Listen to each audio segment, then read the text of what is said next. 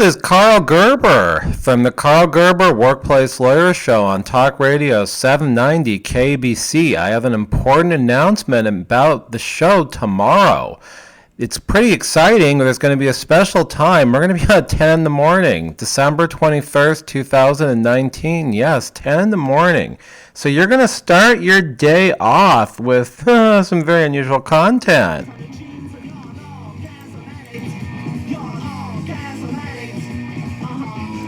All right, so yeah, I think you kind of get the drift here that we're going to have a guest on the show who is a woman, and she has a orgasm disorder. Not any trouble having orgasms. The problem is she has too many, and she has a job. She has up to 180 a day. On a good day, a bad day, 360. So questions come up about whether this is a disability that has to be accommodated at work. Then this is a real condition. It's called PGAD. So you're going to wake up tomorrow morning to hear about a woman with an orgasm disorder on Talk Radio 790 KBC. And I'm going to tell you that we're going to be on tomorrow at 10 o'clock on December 21st because that's going to be the time that the most people are likely to listen over the weekend, except for the special USC coverage going on at 7 p.m. So it's going to be a crazy show, and it's actually going to relate a little bit or maybe a lot to employment law. But I will tell you that besides this very strange guest, it is the name of a seed. It's called Quinoa, and I don't know how to pronounce it, but besides her, there's going to be Nazuki, the world-famous Nuru nurse, is going to pop in to the studio, and we're going to also be joined by the soldier, who we all know is going around town right now with a 1.5 centimeter genital because Myron Alfombra Pronounced Matting, but spelled M&M, did an evil bait and switch, and we've been trying to find this guy's genital. We've been scouring the earth, and last week we went to Santa's village hoping we'd find it there, and we found out that it was packed up in a crate and shipped elsewhere, and then we also found out that it wasn't at the brothel we were at last week, and it had left in a bowling bag and was heading north. So it's been really crazy, and it's not going to be any less crazy tomorrow, but we're going to take a little bit of a break from that whole storyline about the soldier's genital that's being held hostage in a quid pro quo along with the Iraqi missiles for me. So tomorrow, 10 o'clock in the morning, we're going to hear from Quinoa, that is not pronounced Quinoa, but she's going to come on and talk about her PGAD, Persistent Genital Arousal Disorder, which is a real disorder. And I guess I should just tell you that we've kind of decided that we'd rather be on, and the station would rather have us on when the most people are going to be listening over the weekend. So I don't think I'm going to do any more shows on Sundays from 7 to 8. That's when we started off. But this time at 10 a.m., it's not going to be permanent. I think it's just going to be for this weekend. But that time actually has about 10 times more people listening than a Sunday show would have. And I have seen the difference. When we were on that weekend after the UCLA-USC football game, and USC won, and probably all the Trojan fans were still listening and were happy, well, that show just went nuts. So many people listened to it on the LA radio. It's just unbelievable. It was a good enough show, I guess, that the whole football crowd stayed. And what's kind of exciting about this is we now are having reports that my show, the Karl Gerber Workplace Lawyer Show, has 25 to 34-year-olds in mass, but even 18 to 24-year-olds in mass. And we still have 35 to 44-year-olds listening, but they're not the biggest percentage. And it's kind of strange for me because the show has a lot of Gen X references, Gen Y references, and baby boomer references. And we poke fun of the millennials, but the show is for millennials, and it's about the counter clash and the weird beards and the gig economy and all that. It's got a lot of nowness and current things in there, but we actually are getting listeners that are younger than me en masse, which is, it's interesting. I thought it was going to be these hip older guys and the hip older ladies, but it's turning into a thing for younger people too. So it's important that we have our exposure. We'll be on tomorrow at 10 in the morning, December 21st, 2019. We will be live streaming here also on this channel, and this is a time I guess we can catch up on a couple things about the show, just to let you know what's going on. And the 28th of December, we will actually have a confrontation with Myron Alfombra Pronounced Matting, but spelled M&M. I'm going to catch him in a shirtless dreidel game. And the other thing some people have told me is, well, this is a show just about, sex workers and stuff like that. And that's not really the case. It's a show about employment law a little bit. It's a show about comedy. It is a show about political comedy and societal comedy. And some of these characters are just the craziest things I could ever come up with, and they stuck. And you look at someone like Nazuki, and she's not really just a neuronurse. She's a very intelligent woman who has a degree from Oxford, but it is in erotic literature, with the emphasis, of course, on Asian erotica. And she only talks like that because she doesn't want to bore her daughter, Hanita Orchid Helms, to death.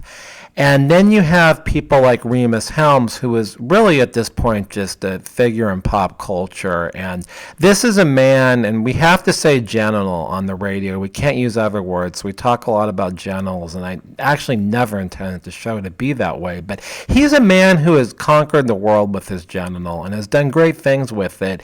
And he's somebody that has the Helms Foundation and has all kinds of research going on and charitable things because of how this man has made his money, and all kinds of scientific development, some that don't work very well, like this NDD sex robot that men got stuck in. But he is a character, and you're not going to get a character like him without some of the sex stuff going on in the Bed City, and of course the cosplay Ostrich Ranch, and all of the crazy people that come around him. So he's not just about his 14 inches of endowment.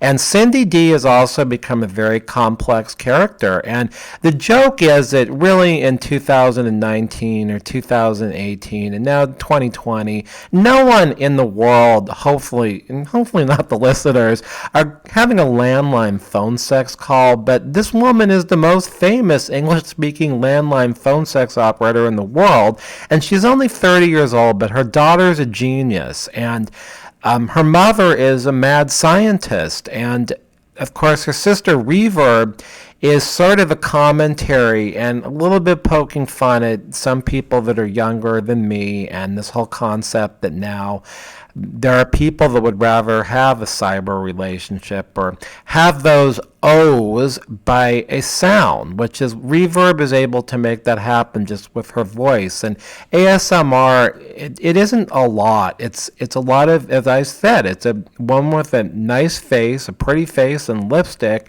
and then they're making little noises on a microphone, and it doesn't take a lot of talent. It's the same kind of thing that we just had for years. People did sound effects for movies, and it's a commentary when you have someone like Reverb on just the nothingness of modern society, and that's one of the themes of the show, is nothingness and just the utter absurdity in things, and all of the jobs that people have out there that they want and they think are really important, and then at the end of the day they're really not doing anything anyone cares about.